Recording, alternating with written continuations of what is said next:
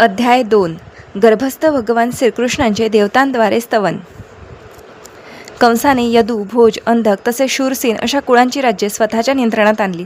त्याने प्रलंबासूर, बकासूर, चाणूर, तृणावर्त, अघासूर, मुष्टिक, अरिष्टासूर, द्विविध, पुतना, केशी आणि धेनुकासूर अशांसारख्या आसुरी राजांशी मैत्री केली. त्या काळात जरासंध हा मगध प्रांताचा राजा होता. मगध हे त्या काळचे सर्वात शक्तिशाली राज्य होते. कंसाने आपल्या कूटनैतिक धोरणाने मगधाला आपल्या राज्याशी मित्रत्वाने जोडून घेतले. पुढे तो बाणासूर, भौमासूर अशा राजांशी मित्रत्व करीत गेला आणि त्यामुळे सर्वाधिक श्रेष्ठ सम्राट झाला. याप्रमाणे शक्तिसंपन्न झाल्यानंतर ते श्रीकृष्ण अवतीर्ण होणार असलेल्या यादव कुळांविरुद्ध अधिक शत्रुत्वाने वागू लागला. कंसाच्या उपद्रवामुळे यदू, भोज आणि अंधक कुळातील राजांनी कुरु, पांचाल, कैकेय, शाल्व, विदर्भ, निषाद, विदेह, कौशल यांसारख्या वेगवेगळ्या राज्यांतून आश्रय घ्यायला प्रारंभ केला. त्यांनी यदू, भोज आणि अंधक राजांमधील एकी संपुष्टात आणली. तसेच त्याने त्यावेळी भारतवर्ष म्हणून प्रसिद्ध असलेल्या विशाल भूभागात आपली स्थिती सुदृढ केली. कंसाने जेव्हा देवकी आणि वसुदेव यांची 6 बालके एकापाठोपाठ ठार केली तेव्हा कंसाचे अनेक मित्र आणि नातेसंबंधी त्याच्याकडे आले आणि असे घृणित कर्म थांबविण्यासाठी त्याला विनंती केली, परंतु त्याच्यापैकी सर्वच त्याचे उपासक बनले. देवकीला 7वा गर्भ होता. श्रीकृष्णाचे स्वांश श्री अनंत देव तिच्या गर्भात प्रकट झाले. देवकी अत्यानंदाने भारावून गेली आणि त्याचवेळी दुःखवेगाने विचलित झाली. आपल्या गर्भात भगवान विष्णूंनी आश्रय घेतला हे तिला समजले होते आणि म्हणून तिला अत्यानंद होत होता. परंतु त्याचवेळी आपल्या मुलाचा जन्म होताच कंस त्याला ठार मारील याचे स्मरण होऊन तिला अतोनात दुःख होत होते. कंसाने चालविलेल्या अघोरी कृत्यामुळे यदू भयभीत झाले. भगवान श्रीकृष्णांना यादवांच्या अशा दुःखित स्थितीची दया आली.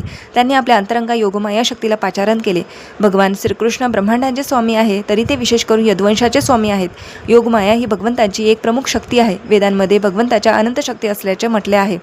परास्य शक्तिर्विधैव श्रूयते अशा सर्व वेगवेगळ्या शक्ती अंतर्गत आणि बहिर्गत कार्यात संलग्न आहेत आणि त्यात योगमाया सर्व प्रमुख शक्ती आहे. भगवंतांनी योगमायेला वृंदावनात अवतीर्ण होण्याची आज्ञा दिली. व्रजभूमी नेहमीच शृंगारलेली आणि सुंदर गायींनी पूर्ण असते. वृंदावनात नंद महाराज आणि यशोदा राणी यांच्याकडे वसुदेवांची रोहिणी नावाची एक पत्नी वास्तव्याला होती. केवळ रोहिणीच नव्हे तर कंसाने चालविलेल्या अत्याचाराचे भय धरून यदुवंशातील अनेक जण सर्व वेगवेगळ्या राज्यातून सर्वत्र पांगलेले होते. त्यांच्यापैकी कित्येक जणांनी तर पर्वत गुहांचा आश्रय घेतला होता. भगवंतांनी योगमायेला सूचना दिली. कंसाच्या बंदिवासात देवकी आणि वसुदेव आहे. वर्तमान क्षणाला माझे स्वांशशेष देवकीच्या गर्भात आहेत. तू त्यांना देवकीच्या गर्भातून रोहिणीच्या गर्भात संक्रमित करण्याची व्यवस्था कर. या व्यवस्थेनंतर मी स्वतः माझ्या पूर्ण शक्तीनिशी देवकीच्या गर्भात प्रकट होणार आहे. मी मथुरेत देवकी आणि वसुदेव यांचा पुत्र म्हणून जन्म घेईन आणि तू वृंदावनात नंद आणि यशोदा यांची कन्या म्हणून प्रकट हो. तू माझी सहोदरी म्हणून अवतीर्ण होशील आणि त्या कारणे जगातील लोक धूप, दीप, पुष्पे, नैवेद्य इत्यादी मौल्यवान वस्तू अर्पण करून तुझी पूजा करतील. तू त्यांच्या विषयभोगांची इच्छा तात्काळ पूर्ण करून होशील. भौतिकाकडे स्नेह असणारे लोक तुझी दुर्गा, भद्रकाली, विजया, वैष्णवी, कुमुदा, चंडिका, कृष्णा, माधवी, कन्यका, माया, नारायणी, ईशानी, शारदा आणि अंबिका नामक अनेकविध रूपांमध्ये त्यांची उपासना करतील. श्रीकृष्ण आणि योगमाया परमशक्तिमान आणि परमशक्ती भाऊ आणि बहीण म्हणून अवतीर्ण झाले. अर्थात शक्तिमान आणि शक्ती यांच्यात स्पष्टता भेद नाही, तरी शक्ती नेहमीच शक्तिमानापेक्षा गौण असते. भौतिकवादी लोक शक्तीचे उपासक असतात, परंतु अध्यात्मवादी लोक शक्तिमानाचे उपासक असतात. श्रीकृष्ण परमशक्तिमान आहेत आणि दुर्गा या भौतिक जगात परमशक्ती आहे. वस्तुतः वैदिक संस्कृतीतील लोक शक्तिमानाची आणि शक्तीचीही पूजा करतात. विष्णूची आणि देवीची शेकडो मंदिरे पाहाव्यास मिळतात आणि कधीकधी त्यांनी एकत्रितपणे पूजाही होते. शक्ती किंवा भगवान श्रीकृष्णांची बाह्यशक्ती दुर्गा यांचे उपासक सहजपणे सर्व प्रकारचे भौतिक यश प्राप्त करूही शकतील, परंतु अध्यात्म मार्गावर दिव्यत्वात उन्नत होण्याची इच्छा बाळगणाऱ्यांनी श्रीकृष्ण भावनेत शक्तिमानाच्या उपासनेतच संलग्न व्हावयाला हवे. भगवंतांनी योगमायेला पुढे सांगितले की त्यांचे स्वांश अनंत शेष हे देवकीच्या गर्भात आहे. रोहिणीच्या गर्भात ओढले गेल्यामुळे त्यांना संकर्षण म्हणून ओळखले जाईल. ते सर्व आध्यात्मिक शक्तीचे बळ उगम असतील. या बळावर जीव रमण नावाने संबोधिला जाणारा सर्वोच्च ब्रह्मानंद प्राप्त करू शकेल. या कारणे स्वांश अनंत अवतरित झाल्यानंतर त्यांना संकर्षण किंवा बलराम म्हणून ओळखले जाईल. उपनिषदांचे कथन आहे, नायमात्मा बलहीनेन लभ्य. तात्पर्य असे की भगवान बलरामांकडून पुरेशी कृपा प्राप्त झाल्याविना कोणीही परमसत्याला किंवा कोणत्याही प्रकारच्या अध्यात्म साक्षात्काराला प्राप्त करणे शक्य नाही. बळ म्हणजे शारीरिक बळ नव्हे. शारीरिक बळावर कोणीही आध्यात्मिक पूर्णत्व प्राप्त करू शकत नाही. त्यासाठी मनुष्याकडे श्री बलरामांकडून प्राप्त झालेले आध्यात्मिक बळ असाव्यास हवे. अनंत किंवा शेष ही अशी शक्ती आहे की जी सर्व ग्रहांना त्यांच्या विशिष्ट स्थितीत धारण करून ठेवते. भौतिकदृष्ट्या ही धारणाशक्ती गुरुत्वाकर्षणाचा सिद्धांत म्हणून ओळखली जाते, परंतु हे संकर्षणाच्या शक्तीचे प्रदर्शन आहे. बलराम किंवा संकर्षण ही आध्यात्मिक शक्ती आहे किंवा ते मूळ आध्यात्मिक गुरु आहेत. म्हणून भगवान बलरामांचे अवतार श्री नित्यानंद प्रभू हे मूळ आध्यात्मिक गुरु आहेत आणि आध्यात्मिक गुरु हे दिव्य बळ प्रदान करणारे भगवान बलराम यांचे प्रतिनिधी आहे. श्री चैतन्य चरितामृतात सांगण्यात आले आहे की आध्यात्मिक गुरु म्हणजे भगवान श्रीकृष्णाच्या कृपेचे रूप आहे. भगवंतांकडून आदेश मिळाल्यानंतर योगमायेने त्यांना प्रदक्षिणा घातली आणि त्यांच्या आदेशाप्रमाणे ती या भौतिक जगात अवतीर्ण झाली. जेव्हा परमशक्तिमान भगवंतांनी शेषांना देवकीच्या गर्भातून काढून रोहिणीच्या गर्भात स्थापन केले तेव्हा या दोही माता योगमायेच्या आवरणात होत्या. त्याला योगनिद्रा असेही म्हणतात. या योग घटनेनंतर देवकीचा 7वा गर्भ विनष्ट झाला आहे असा जनसामान्यांचा समज झाला. अशा रीतीने बलराम जरी देवकीचे पुत्र म्हणून अवतरले होते तरी त्यांना रोहिणीचे पुत्र होण्यासाठी तिच्या गर्भात स्थानांतरित करण्यात आले. या व्यवस्थेनंतर आपल्या सर्व शक्ती विशुद्ध भक्तात स्थापित करण्यास सदैव तत्पर असे पूर्ण पुरुषोत्तम भगवान श्रीकृष्ण अखिल सर्जनाचे स्वामी म्हणून वसुदेवांच्या मनी प्रविष्ट झाले. या संदर्भात असे समजले की भगवान श्रीकृष्णाने प्रथम स्वतःला वसुदेवांच्या शुद्ध हृदयात स्थित केले आणि नंतर ते देवकीच्या विशुद्ध हृदयात स्थानांतरित झाले. त्यांचा शरीर संबंधाद्वारे गर्भप्रवेश झाला नाही. भगवंत आपल्या अचिंत्य शक्तीद्वारे कोणत्याही प्रकारे अवतरित होऊ शकतात. त्यांना स्त्री पुरुष संबंधासारख्या सामान्य मार्गाने प्रकट होण्याची आवश्यकता नाही. वसुदेवांनी जेव्हा भगवंतांचे रूप हृदयांतरी धारण केले तेव्हा त्यांचे तेज सामान्य जनांना नेहमीच तापदायक आणि असह्य अशा किरणाने तळपणाऱ्या सूर्याप्रमाणे दिसू लागले. वसुदेवांच्या शुद्धतम हृदयात स्थित झालेले भगवंत रूप हे श्रीकृष्णाच्या मूळ रूपावरून भिन्न नाही. भगवंतांच्या रूपाचे कोठेही झालेले प्राकट्य आणि विशेष करून हृदयातील प्राकट्य हे धाम म्हणून म्हटले जाते. धाम या शब्दाने केवळ श्रीकृष्णाचे रूपच संबोधित होत नाही तर त्यांचे नाम, रूप आणि गुण आणि त्यांचे परिकर अशा सगळ्यांचा बोध होतो. एकाच वेळी हे सर्वच व्यक्त होत असते. अशा रीतीने पूर्ण पुरुषोत्तम भगवंतांचे शाश्वत रूप आपल्या सर्व शक्ती समवेत असंगत सूर्याची किरणे पूर्वांचलाकडे उदित होणाऱ्या पूर्णचंद्रात स्थानांतरित व्हावी त्याप्रमाणे वसुदेवांच्या अंतःकरणातून देवकीच्या अंतःकरणात प्रविष्ट झाले. भगवान श्रीकृष्ण वसुदेवांच्या शरीरातून देवकीच्या शरीरात प्रविष्ट झाले. ते सामान्य जीवांच्या स्थितीच्या पलीकडे होते.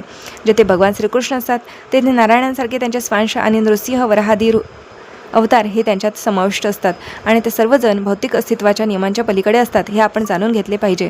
अशा प्रकारे देवकी एकमेव द्वितीय आणि अखिल सर्जनाचे कारण असणाऱ्या पूर्ण पुरुषोत्तम भगवंतांचे निवासस्थान झाली. परंतु कंसाच्या बंदिवासात असल्यामुळे तिची शोभा एखाद्या शमित अग्नीसारखी किंवा अनुपयुक्त विद्येसारखी झाली होती. जेव्हा अग्नीला भांड्यात ठेवले जाते तेव्हा भांड्याच्या कडांच्या आत दबलेल्या अग्नीचा प्रकाश प्रखर असत नाही. ज्या ज्ञानाचा दुरुपयोग होतो, ज्याचा लाभ जनसामान्यांना होत नाही ते सुद्धा कौतुकास्पद असत नाही. त्याप्रमाणे देवकी कंसाच्या कारावासात 4 भिंतींच्या आत असल्यामुळे पूर्ण पुरुषोत्तमांना धारण केल्याने तिचे प्रकट होणारे दिव्य सौंदर्य कोणीही पाहू शकला नाही. तथापि कंसाने मात्र देवकीचे दिव्य सौंदर्य पाहिले आणि त्यावरून तत्काळ निर्णय केला की भगवंताने तिच्या गर्भात आश्रय घेतलेला आहे. पूर्वी तिचे इतके आश्चर्यकारक सौंदर्य कधीही पाहण्यात आलेले नव्हते आणि या परिवर्तनामुळे देवकीच्या गर्भात काहीतरी अद्भुत असे सामावलेले आहे हे त्याने जाणले. आता कंस भ्रमित झाला. त्याला निश्चित माहीत होते की भगवंत भविष्यात आपल्याला ठार करणारच आणि ते तर आता आलेले आहेत.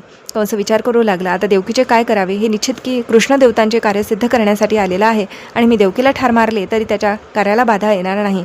कंसाला हे माहीत होते की विष्णूचा हेतू कोणीही विफल करू शकत नाही. भगवंतांच्या नियमांचे कोणालाही अतिक्रमण करता येणे शक्य नाही हे कोणताही बुद्धिमान मनुष्य जाणतो. असुरांनी आणलेल्या अडथळ्यांना महत्त्व न देता त्यांचा हेतू साध्य होणारच. कंसाने विचार केला, जर मी देवकीला आताच ठार केले तर विष्णू त्याची परम इच्छा सत्वर पूर्ण करेल. याच वेळी देवकीचा वध केला तर ते मोठे अघोरी कृत्य ठरेल. कितीही विषम स्थिती निर्माण झाली तरी कुणालाही आपल्या कीर्तीला कलंक लागावासे वाटत नाही. या कृत्याने माझं नाव लौकिक नष्ट होईल. देवकी एक स्त्री आहे, तशात ती माझ्या आश्रयाला आहे. ती गर्भवती आहे आणि जर मी तिला आताच ठार मारले तर माझं नाव लौकिक धर्मकर्माचे फळे आणि आयुष्य या सर्वांचा क्षय होईल. तो पुन्हा विचार करू लागला. अत्यंत क्रूर मनुष्य याच जीवनात मेल्याप्रमाणे आहे. जिवंतपणे तो कुणालाही प्रिय नसतो आणि मेल्यानंतर सगळेच त्याची निंदा करतात. देहात्मबुद्धीमुळे त्याची अधोगती निश्चित होणार आणि त्याला अंधकारमय नरकात ढकलून दिले जाणार. अशा रीतीने देवकीला त्यावेळी ठार करण्याच्या साधकबाधक परिणामांचा कंसाने विचार केला. अंततः देवकीला तत्काळ ठार न मारण्याचा आणि येणाऱ्या भविष्याची वाट पाहण्याचा त्याने निर्णय घेतला. असे झाले तरी त्याचे मन भगवंताविरुद्धच्या शत्रुत्वाने पूर्णपणे भरलेले होते. तो बसताना, झोपताना, चालताना, खाताना, कार्य करताना आणि सर्व स्थितीत श्रीकृष्ण आणि विष्णूचेच चिंतन करू लागला. त्याचे मन भगवंताविषयीच्या विचाराने इतके भरून गेले की अप्रत्यक्षपणे तो स्वतः भोवताली केवळ श्रीकृष्ण किंवा विष्णू यांनाच पाहू लागला. दुर्दैव असे की त्याचे मन जरी इतके विष्णू चिंतनात मग्न झाले होते तरी त्याला भक्त समजले जात नाही, कारण तो श्रीकृष्णांना शत्रू समजत होता. एका श्रेष्ठ भक्ताची मानसिक अवस्था देखील कृष्णाठाई पूर्णपणे तल्लीन अशीच असते. परंतु भक्ताचा हा भाव अनुकूल असतो, प्रतिकूल नव्हे. अनुकूल भावाने भगवंतांचे चिंतन करणे म्हणजे श्रीकृष्ण भावना, परंतु श्रीकृष्णाचे प्रतिकूल भावाने चिंतन करणे म्हणजे कृष्ण भावना नव्हे. अशा प्रसंगी भगवान ब्रह्मदेव आणि भगवान शिव हे नारद प्रमुख ऋषी समवेत आणि इतर अनेक देवतांसमवेत कंसाच्या गृहात अदृश्य रूपाने उपस्थित झाले. ते भक्तांना तृप्त करणाऱ्या आणि त्यांच्या समग्र इच्छांची पूर्ती करून देणाऱ्या निवडक स्त्रोतांनी पूर्ण पुरुषोत्तम भगवंतांची स्तुती गाऊ लागले. भगवंत सत्याने आपल्या वचनाचे पालन करणारे आहेत. असे म्हणून प्रथम त्यांनी भगवंतांचा जय जयकार केला. भगवद्गीतेत म्हटल्याप्रमाणे भगवान श्रीकृष्ण साधूजनांच्या संरक्षण आणि दुष्टांचा नाश करण्याकरिता अवतीर्ण होतात. हे त्यांनी दिलेले वचन आहे. या वचनाची पूर्ती करण्याकरिताच भगवंतांनी देवकीच्या गर्भात प्रवेश केला आहे हे देवता समजू शकल्या. भगवंत आपले अवतार कार्य पूर्ण करण्याकरिता अवतीर्ण होत होते.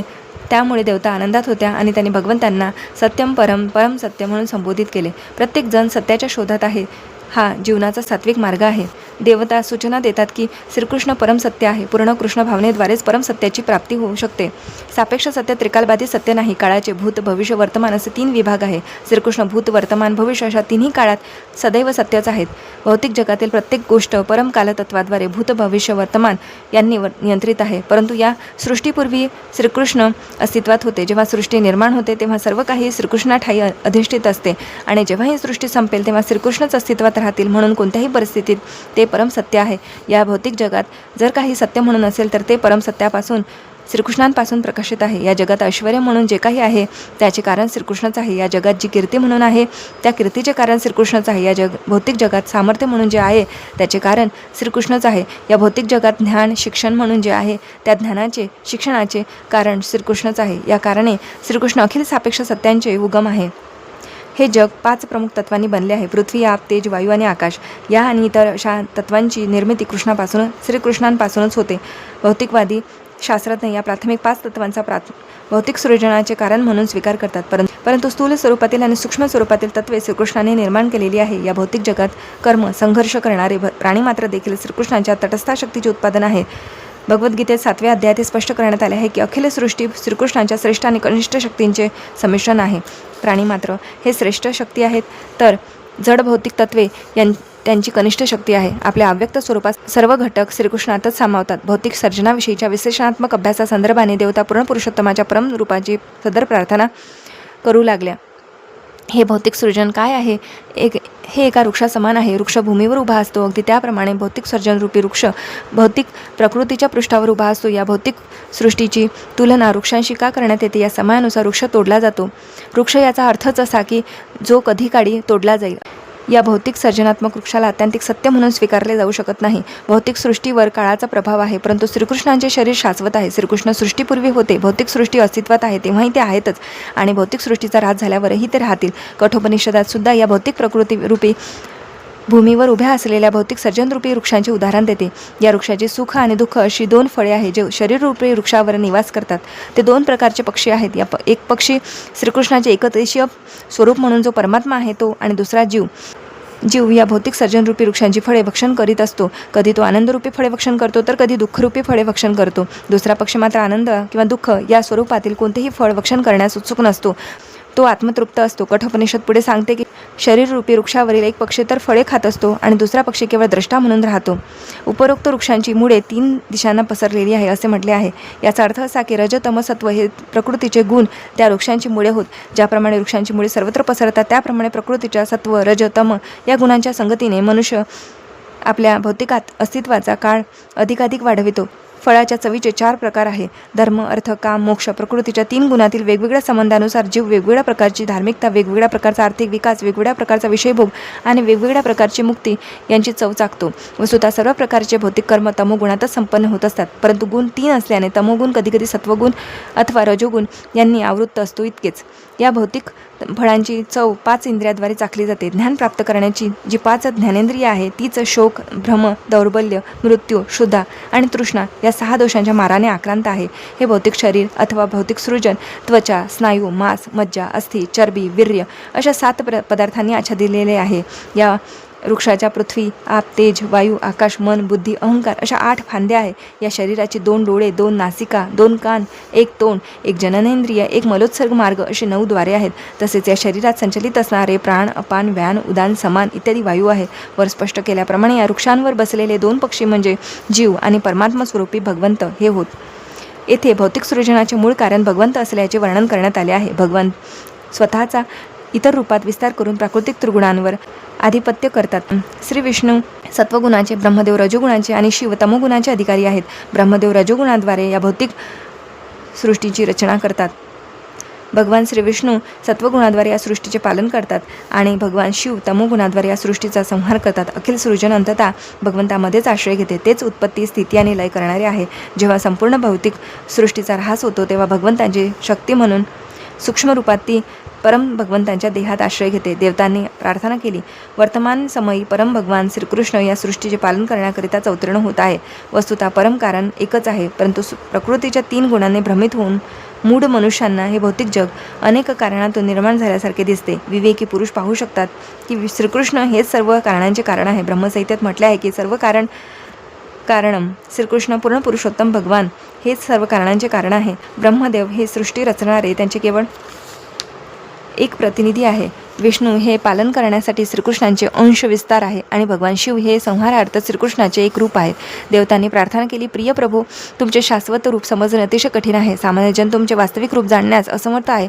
म्हणूनच तुम्ही आपले मूळ शाश्वत रूप प्रदर्शित करण्यासाठी स्वतःच अवतीर्ण होत आहात. लोक तुमच्या वेगवेगळ्या अवतारांविषयी काही प्रमाणात जाणू शकतात, परंतु देवभुजधारी आणि मानवांमध्ये अगदी त्यांच्यापैकी असल्याप्रमाणे विहार करणारे शाश्वत श्रीकृष्ण रूप पाहून त्या रूपाला समजून घेतात ते संभ्रमात पडतात. तुमचे हे मूळ रूप तुमच्या भक्तांकरिता दिव्यानंदांची सातत्याने वृद्धी करणारे आहे, परंतु अभक्तांना फारच भयावह आहे. भगवद्गीतेत म्हटले आहे, श्रीकृष्ण साधूंना आनंद देणारे आहेत, परित्राणाय साधूना. परंतु अभक्तांना हे रूप फारच भयकारक आहे, कारण श्रीकृष्ण असुरांचा विनाश करण्यासाठी प्रकट होतात, अर्थात ते भक्तांना आनंद देणारे आहेत, त्याचवेळी असुरांसाठी भयावह आहे. प्रिय कमलनयन प्रभू, तुम्ही विशुद्ध सत्वांचे उगम आहात. अनेक महर्षी समाधीस्थ अवस्थेत किंवा तुमच्या चरणांचे दिव्य ध्यान करून तुमच्या चिंतनात पूर्ण तल्लीन होऊन भौतिक स्वभावाने निर्माण केलेले अज्ञानरूपी अंधकाराचा अथांग समुद्र गोखुराच्या चिन्हातील जळाप्रमाणे सजगत्या तरून जातात. मन क्रमशः पूर्ण पुरुषोत्तम भगवंतांवर एकाग्र करणे हाच समाधीचा हेतू आहे. केवळ भगवंतांच्या चरण कमळांचे ध्यान करून थोर ऋषी भौतिक अस्तित्वरूपी अथांग समुद्र विनासायास पार करून जातात. हे द्युमन, थोर साधुसंत तुमच्या चरण कमलरूपी नौकेच्या साह्याने अज्ञानरूपी सागर लिलेया पार करून जातात, परंतु ती नौका अलीकडील तीरावर अद्यापि नांगरलेली आहे. जेव्हा कोणी नदी पार करण्याकरिता नौकेत बसतो तेव्हा ती नदीच्या एका तीरावरून दुसऱ्या तीराकडे जाते आणि तो आपल्या गंतव्याला पोचल्यानंतर ती नौका अद्याप अलीकडील तीरावर राहिलेल्या लोकांसाठी कशी उपलब्ध असू शकते? या समस्येच्या निवारणार्थ देवता आपल्या प्रार्थनेत म्हणतात की भगवत चरणरूपी नौका दूर गेलेली नाही. तिच्या साह्याने अलीकडील तीरावर राहिलेले भगवत भक्त या भौतिक प्रकृतीरूपी समुद्राला पार करण्यास पात्र आहेत, कारण विशुद्ध भक्त पहिले तरी जाताना नौकेला आपल्यासोबत घेऊन जात नाही. जेव्हा कोणी नौकेकडे जातो तेव्हा अज्ञानरूपी घोर समुद्र आकुंचित होऊन गोखूर चिन्हातील जळा इतका लहान होतो. म्हणून भक्तांना नौका पहिल्या तीरावर घेऊन जाण्याची आवश्यकता नसते. ते तत्काळ समुद्र पार करून जातात. थोर साधुसंत बद्धजीवाविषयी दयाळू असतात, म्हणून नौका अद्यापि भगवंत चरणाशी नांगरलेली आहे. कोणी कधीही त्यांच्या चरणांचे चिंतन करू शकतो आणि त्यायोगे भौतिक अस्तित्वरूपी अथांग सागर पार करू शकतो. समाधी शब्दाचा अर्थ भगवंतांच्या चरण कमळाचे एकाग्र चिंतन असा आहे. चरण कमळ भगवत रूपाकडे संकेत करतात. निराकारवाद्यांना भगवंतांच्या चरण कमळांचा बोध होत नाही आणि म्हणून त्यांचा चिंतनाचा विषय हा निराकार असतो. देवता याविषयी अनुभवी निर्णय वर्तवितात. शून्यावर किंवा निराकारावर ध्यान करण्यात सारस्य घेणारे साधक अज्ञानरूपी समुद्र पार करून जाऊ शकत नाही. असे लोक केवळ स्वतःला आपण मुक्त झालो आहोत असे मानतात. हे कमलनयन प्रभू, त्यांचे ध्यानच प्रदूषित आहे, कारण तुमच्या चरण कमळांचे ध्यान करण्यात ते अयशस्वी झाले आहेत. अशा उपेक्षात्मक कृतीमुळे निराकारवादी जरी अव्यक्त साक्षात्काराच्या स्तरापर्यंत उन्नत झाले तरी ते बद्ध जीवनाच्या भौतिक मार्गावर पतित होतात. निराकारवादी साधक कठोर त्याग तपस्यादी साधनोपरांत ब्रह्मज्योतीत किंवा ब्रह्माच्या निराकार अस्तित्वात स्वतःला विलीन करतात, परंतु त्यांची मने भौतिक प्रदूषणापासून मुक्त नसतात. त्यांनी केवळ भौतिक विचारसरणीचा त्याग केलेला असतो. त्याचा अर्थ ते मुक्त झाले आहेत असा होत नाही. अशा रीतीने ते पतित होतात. भगवद्गीतेत म्हटले आहे की निराकारवाद्यांना आत्यंतिक ध्येयप्राप्तीमध्ये अपार क्लेश सोसावे लागतात. श्रीमद भागवताच्या प्रारंभी असेही म्हटले आहे की भगवंतांच्या प्रेममय सेवेविना कोणीही फलासक्त कर्माच्या बंधनातून मुक्त होत नाही. या संदर्भात भगवान श्रीकृष्णांचे गीतेत आणि महर्षी नारदांच्या श्रीमद भागवतात कथन आहे. येथे सुद्धा देवता त्याला अनुमोदन देतात. ज्यांनी भक्तिमार्गाचा अंगीकार केलेला नाही त्यांना ज्ञानाच्या आत्यंतिक हेतूची जाणीवच नाही आणि म्हणून ते तुमच्या कृपेपासून दूर आहेत. परमेश्वराला निराकार समजणारे लोक स्वतः मुक्त झाल्याचे केवळ मानतात, परंतु भगवंतांच्या रूपाविषयी त्यांना वास्तविक कोणताही प्रेमभाव असत नाही. त्यांचे असे म्हणणे असते की श्रीकृष्ण जेव्हा धर्तीवर अवतरतात तेव्हा ते भौतिक शरीर धारण करतात, म्हणून ते श्रीकृष्णांच्या दिव्य रूपाचा अभेर करतात. भगवद्गीतेत हेच सांगितले आहे. अवजानंती मामम मूढा, भौतिक कामवासनेवर विजय प्राप्त करून पुढे मुक्तीच्या बिंदूपर्यंत जाऊन देखील निराकारवाद्यांचे पतन होते.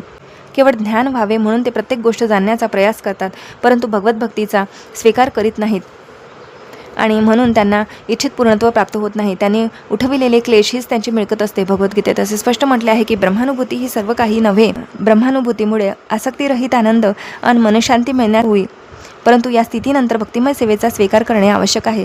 ब्रह्मसाक्षात्काराच्या स्तरावर उन्नत झाल्यानंतर तो भगवंतांच्या प्रेममय सेवेत भक्ती संलग्न होतो. त्याला भगवंतांच्या संगतीत शाश्वत निवास करण्यासाठी भगवंतांच्या दिव्यधामात प्रवेश मिळतो. हा भक्तीचा परिणाम आहे. भगवत भक्तांचे निराकारवाद्यांप्रमाणे कधीही पतन होत नाही. भक्तिमार्गातून भक्तांची यदाकदाचित पतन जरी झाले तरी आपल्या प्रभूंशी त्यांची स्नेहशक्ती असतेच. भक्तिमार्गावर त्यांच्यासमोर अनेक प्रकारचे अडथळे येतीलही, परंतु ते सहजपणे कोणतेही भय न बाळगता त्यांच्यावर विजय मिळवतात. त्यांच्या शरणागतीमुळे श्रीकृष्णाचे संरक्षण मिळण्याची त्यांना शाश्वती असते. भगवंतांनी भगवद्गीतेत वचन दिलेले आहे, न मे भक्त प्रणश्यती. माझ्या भक्तांचा कधीही नाश होत नाही. प्रभू, या भौतिक जगातील अखिल प्राणीमात्रांच्या कल्याणार्थ तुम्ही आपल्या मूळ शाश्वत मंगलमय विशुद्ध रूपात अवतीर्ण झाला आहात. तुमच्या अशा प्राकट्यामुळे त्यांना मोठी संधी मिळेल. ते आता अगदी सहजरित्या तुमचे रूप आणि स्वरूप जाणू शकतील. ब्रह्मचारी, गृहस्थ, वानप्रस्थ आणि संन्यासी अशा चारही आश्रमातील सर्वच व्यक्ती तुमच्या अवतरणाचा लाभ घेऊ शकतात. हे लक्ष्मीपते, तुमच्या सेवेला लागलेले भक्त निराकारवाद्यांप्रमाणे प्रगत स्तरावरून पतित होत नाहीत. तुमच्या संरक्षणामुळे मुक्तिपथावर सतत संकटे उपस्थित असणाऱ्या मायेच्या अनेक मोठमोठ्या हस्तकांच्या माथ्यावर पाय देऊन त्यांना पायाखाली घालण्यात ते समर्थ होतात. प्रिय भगवंता, तुम्ही प्राणीमात्रांच्या कल्याणासाठी आपल्या दिव्य रूपात अवतीर्ण होता, त्यामुळे ते तुमचे प्रत्यक्ष दर्शन करू शकतात आणि वेदानुष्ठाने, योग, ध्यान, शास्त्रोक्त भक्ती याद्वारे तुम्हाला पूजेच्या भेटी अर्पण करू शकतात. प्रिय प्रभू, जर तुम्ही आपल्या आनंदमय तथा ज्ञानमय स्वरूपाविषयीच्या सर्व प्रकारच्या अज्ञानी तर्काचे उन्मूलन करणाऱ्या शाश्वत दिव्य रूपात अवतीर्ण झाला नाही, तर सर्व लोक प्राकृतिक गुणांच्या प्रभावाखाली तुमच्याविषयी तर्कच करीत राहतील. श्रीकृष्णाचे अवतरण हे भगवंतांच्या सर्व कृत्रिम मूर्तीप्रथेला उत्तर आहे. प्रत्येकजण आपल्या प्राकृतिक गुणानुसार सत्व, रजतम परमेश्वराच्या रूपाची चुकीची कल्पना करीत असतो. ब्रह्मसंहितेत भगवंत पुरुष असल्याचे म्हटले आहे. विशिष्ट धर्माचे लोक भगवंत अत्यंत वृद्ध असावा अशी कल्पना करतात आणि म्हणून ते भगवंतांचे रूप एखाद्या अतिशय वृद्ध मनुष्याप्रमाणे चित्रित करतात. ब्रह्मसंहितेत त्याचा पर्याय दिला आहे. भगवंत सर्व सृष्टीत सर्वाधिक पुरातन असूनही शाश्वत नवयौवन संपन्न आहेत. या संदर्भात श्रीमद भागवतात विज्ञानमज्ञान भेदापमार्जनम असे शब्द उपयोजले आहेत. विज्ञानम म्हणजे पूर्ण पुरुषोत्तम भगवंताविषयीचे दिव्य ज्ञान. विज्ञानमचा अर्थ अनुभवसिद्ध ज्ञान. ब्रह्मदेव ब्रह्मसंहितेत श्रीकृष्णाचे ज्ञान ज्या पद्धतीने प्रस्तुत करतात त्याच गुरुशिष्य परंपरेच्या अवरोह पद्धतीने आपण दिव्य ज्ञान स्वीकारले पाहिजे. उदाहरणार्थ ब्रह्मसंहिता हे ब्रह्मदेवाच्या दिव्य अनुभवातून प्रकट झालेले विज्ञान आहे. त्यातून त्यांनी श्रीकृष्णाचे दिव्य धामातील रूप आणि त्यांच्या लीला प्रस्तुत केल्या आहेत. अज्ञान भिदापमार्जनम म्हणजे सर्व प्रकारच्या अज्ञानजन्य तर्काचे खंडन करणारे ज्ञान. अज्ञानातूनच लोक भगवत रूपाविषयी वेगवेगळ्या कल्पना करीत असतात. त्यांच्या वेगवेगळ्या कल्पनांनुसार कधी भगवंतांचे रूप असते तर कधी नसते. तथापि ब्रह्मसंहितेत श्रीकृष्णांविषयीचे प्रस्तुतीकरण हे विज्ञान आहे, शास्त्रीय आहे. ब्रह्मदेवांनी अनुभूत केलेले ते साक्षात्कारी ज्ञान म्हणून भगवान श्री चैतन्य महाप्रभूंनी त्याचा स्वीकार केला आहे. त्यात कोणताही संशय नाही. श्रीकृष्णाचे रूप, बासरी, रंग या सर्व गोष्टी सत्यत्वाने आहे. येथे असे म्हटले आहे की हे विज्ञान सर्व काळ सर्व प्रकारच्या तार्किक ज्ञानाला पराभूत करीत आले आहेत. म्हणून तुमचे असे मूळ श्रीकृष्ण रूप प्रकट झाल्याविना तार्किक ज्ञानरूपी अंधकाराचा ध्वंस होणार नाही आणि विज्ञानाचा साक्षात्कारही होणार नाही. अर्थात तुमच्या अवतीर्ण होण्याने तार्किक ज्ञानाने अज्ञान विनष्ट होईल आणि ब्रह्मदेवांसारख्या अधिकाऱ्यांनी अनुभूत केलेल्या ज्ञानाची स्थापना होईल. प्राकृतिक त्रिगुणांनी प्रभावित झालेले लोक गुणसंबंधानुसार आपापल्या स्वतंत्र भगवंतांची कल्पना करतात. अशा अनेक मार्गांनी भगवंतांचे प्रस्तुतीकरण करण्यात येते, परंतु तुमचा वर्तमान अवतार तुमचे मूळ रूप कसे आहे ते स्थापित करेल.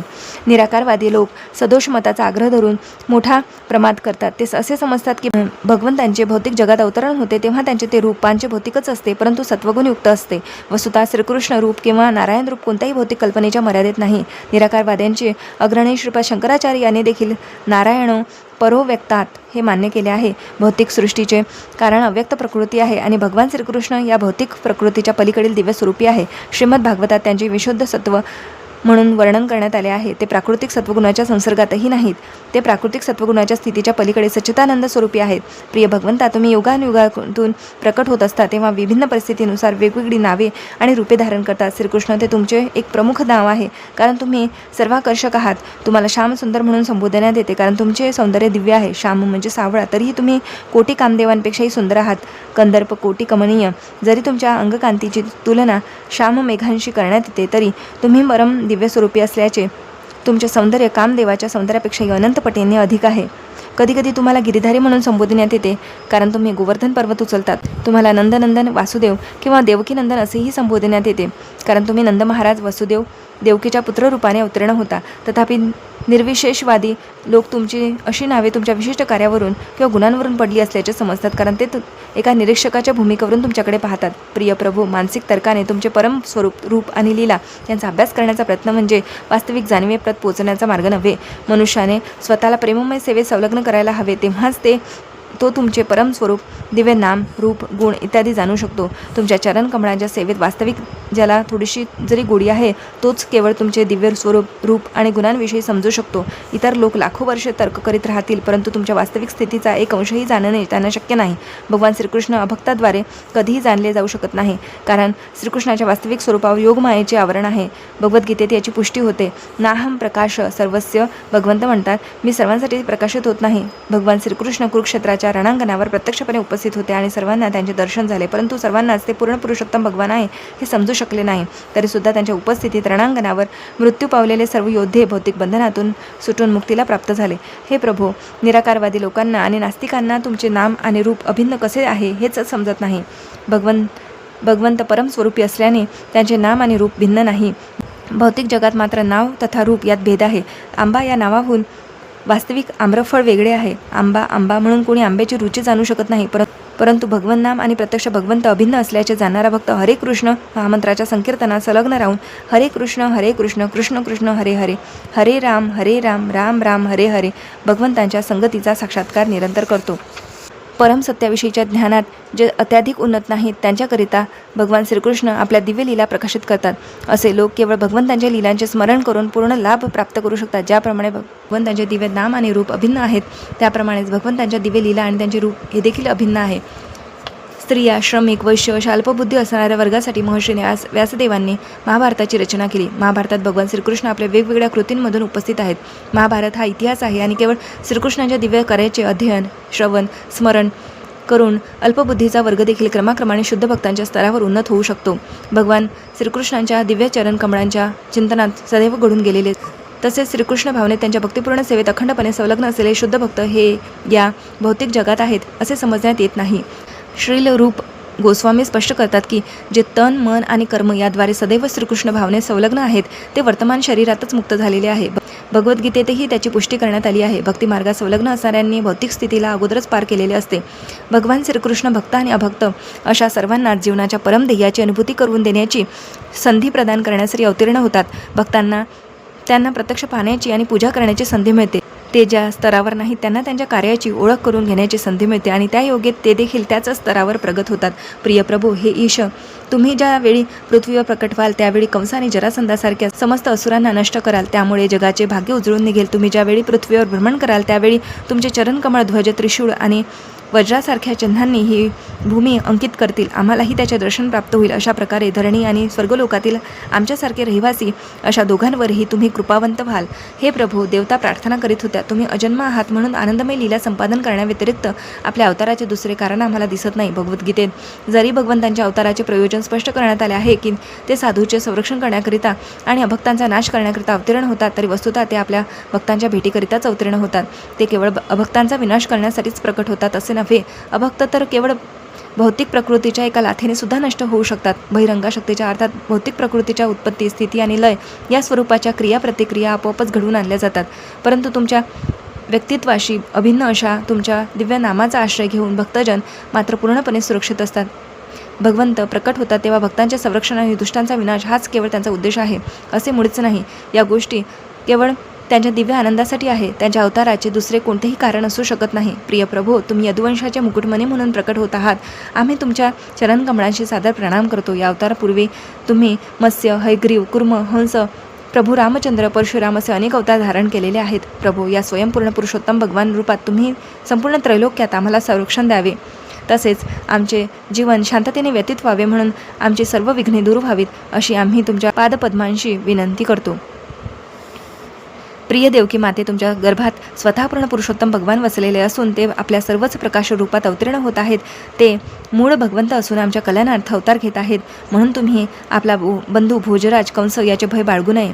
स्वयं भगवान असलेले तुमचे पुत्र श्रीकृष्ण धर्माने चालणारे यदुवंशाचे संरक्षण करण्याकरिता स्वतःच अवतीर्ण होत नसून ते त्यांचे स्वयंप्रकाश रूप भगवान बलराम यांच्या सहित अवतीर्ण होत आहे. देवकीला आपल्या बंधूचे कंसाचे अतिशय भय वाटत होते, कारण त्याने तिच्या पूर्वीच्या बालकांचा वध केला होता.